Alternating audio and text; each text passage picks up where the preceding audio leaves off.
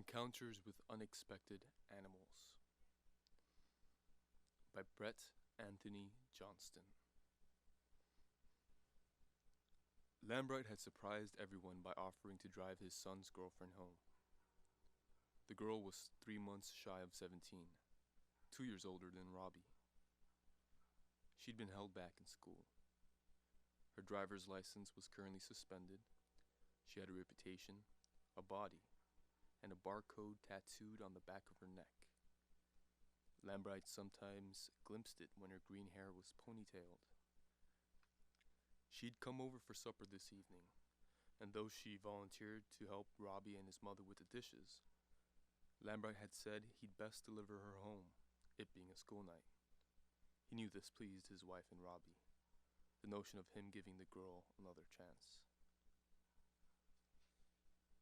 Driving, Lambert thought the moon looked like a fingerprint of chalk. They headed south on Airline Road.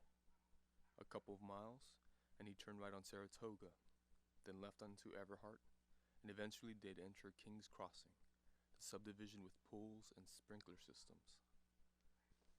At supper, Robbie and the girl had told, in tandem, a story about playing hide-and-seek on the abandoned country club golf course. Hide-and-seek, Lambright thought. Is that what y'all call it now? Then they started talking about wildlife.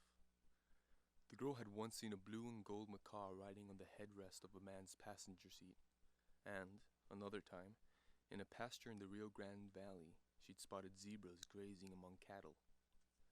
Robbie's mother recalled finding goats in the tops of peach trees in her youth. Robbie told the story of visiting the strange neighborhood in San Antonio where the muster of peacocks lived, and it led the girl to confess her desire to get a fan of peacock feathers tattooed on her lower back. She also wanted a tattoo of a busted magnifying glass hovering over the words, "Fix me." Lambright couldn't figure what she saw in his son. Until the girl started visiting, Robbie had superhero posters on his walls and a fleet of model airplanes suspended from the ceiling with fishing wire. Lambright had actually long been skeptical of the boy's room, worrying it looked too childish, worrying it confirmed what might be called softness of character. But now the walls were stripped, and all that remained of the fighter fleet was a fishing wire stubble on the ceiling. 2 weeks ago, one of his wife's necklaces disappeared. Last week, a bottle of her nerve pills. Then, over the weekend, he'd caught Robbie and the girl with a flask of whiskey in the backyard. She'd come to supper tonight to make amends. Traffic was light. When he stopped at the intersection of Airline and Saratoga, the only headlights he saw were far off, like buoys in the bay. The turn signal dinged. He debated, then clicked it off. He accelerated straight across Saratoga. "We were supposed to turn." "Scenic route," he said. "We'll visit a little." But they didn't. There was only the low hum of the tires on the road, the noise of the truck pushing against the wind. Lambright hadn't contributed anything to the animal discussion earlier, but now he considered mentioning what he'd read a while back, how bald eagles' nests are often girded with cat collars, strung with the little bells and tags of lost pets. He stayed quiet, though. They were out near the horse stables now. The air smelled of alfalfa and manure. The streetlights had fallen away. The girl said, "I didn't know you could get to King's Crossing like this." They crossed a narrow bridge over Oslo Creek, then came into a clearing, a swath of clay and patchy brush, gnarled mesquite trees. He pulled onto the road's shoulder. Kalish pinged against the truck's chassis.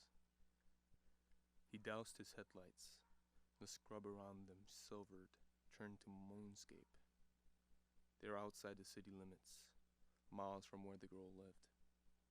He killed the engine. "I know you have doubts about me.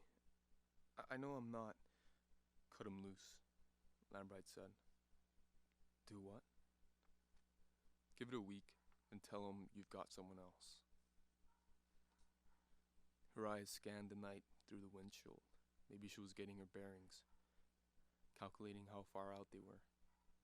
Calves lowed somewhere in the darkness. She said, I love Rob. You're a pretty girl. You've been to the rodeo a few times. You'll do all right, but not with him. The chalky moon was in and out of clouds.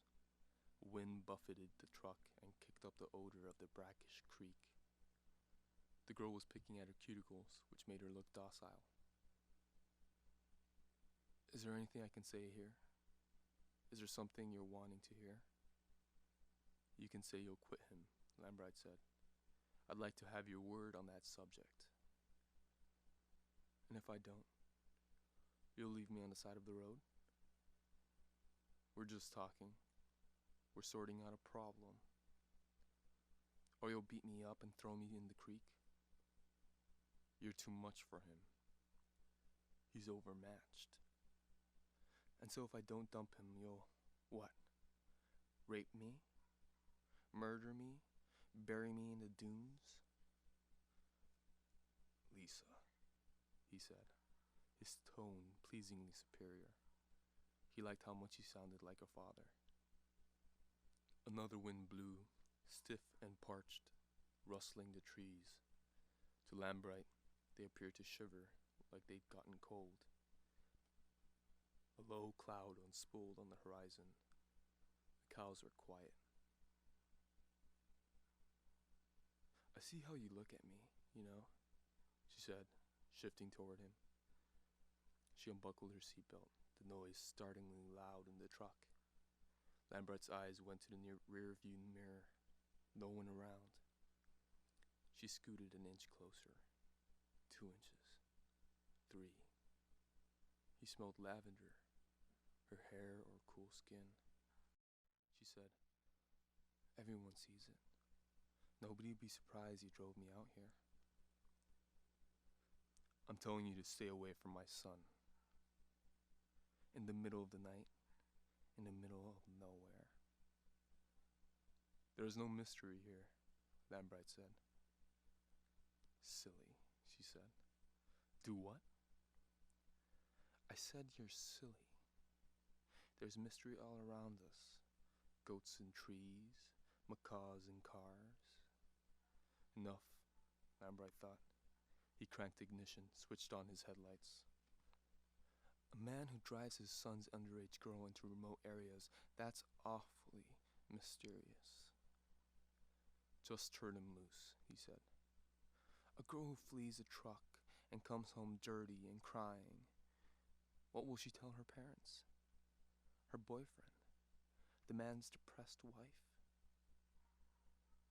Just leave him be, he said. That's the takeaway tonight.